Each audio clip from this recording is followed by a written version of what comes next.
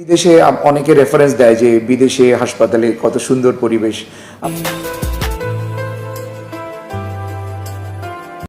আপনি আমার এই হাসপাতালেও সুন্দর পরিবেশ দেখবেন যদি আমাদের ডাক্তাররা এরকম যদি 10টা-15টা করে রুগী দেখতো একজন, আমার যদি সব ফ্যাসিলিটিসগুলো আমাকে ধরেন সিটি স্ক্যান এমআরআই থেকে যা যা পরীক্ষা নিরীক্ষা আছে আমার এখানে থাকতো, একটা পিসফুল এনভায়রনমেন্ট থাকতো, আমাদের রুগীদেরকে তো আমরা ভালোভাবে বসতেও দিতে পারি না।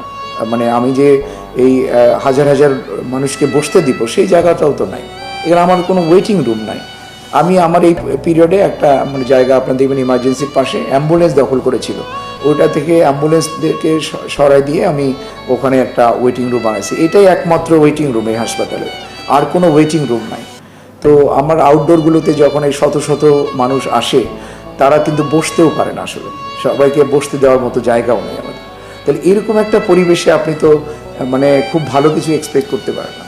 তার মধ্যেও কিন্তু আমরা চেষ্টা করছি যতটুকু, মানে যেহেতু আমি চাইলেই এটা মানে একটা বিল্ডিং করে ফেলতে পারছি না, একটা রুমও করে ফেলতে পারছি না, তাহলে এর মধ্যে আমরা যতটুকু পারি সেই চেষ্টা মানে করে যাচ্ছি।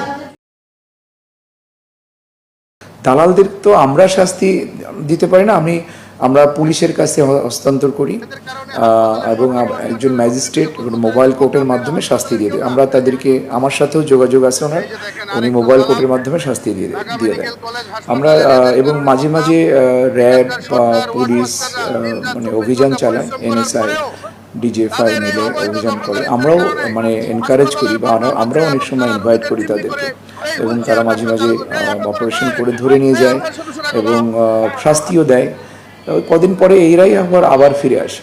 মানে এটা কিছু কিছু মানুষকে ধরেন, কিছু কিছু মানুষকে মানুষের পেশা তারা এটাই তারা পেশা হিসেবে নিয়েছে।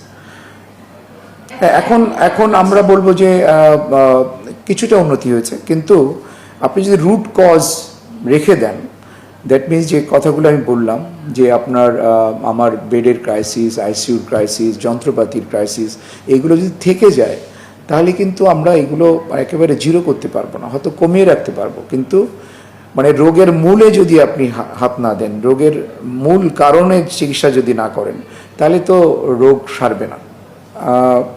আমি মানে জনগণকে এটুকু আহ্বান জানাবো যে আপনারা আপনার কাছের যে কোনো অসুস্থতায় আপনার পাশে যে হেলথ ফ্যাসিলিটি আছে, সেটা জেলা হাসপাতাল বা উপজেলা লেভেলে, আগে সেখানে যান।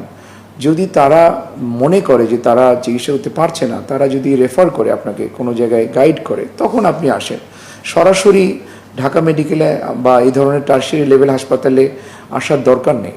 এখানে মানে অনেক অসুখী আসলে জেলা উপজেলা লেভেলেই আমাদের ডাক্তাররা আছে, মানে তারা চিকিৎসা করতে পারে। আপনার এখানে আসলে কিন্তু আপনি অন্যদেরও ভোগান্তির কারণ হবেন, আপনার নিজেরও ভোগান্তি বাড়বে।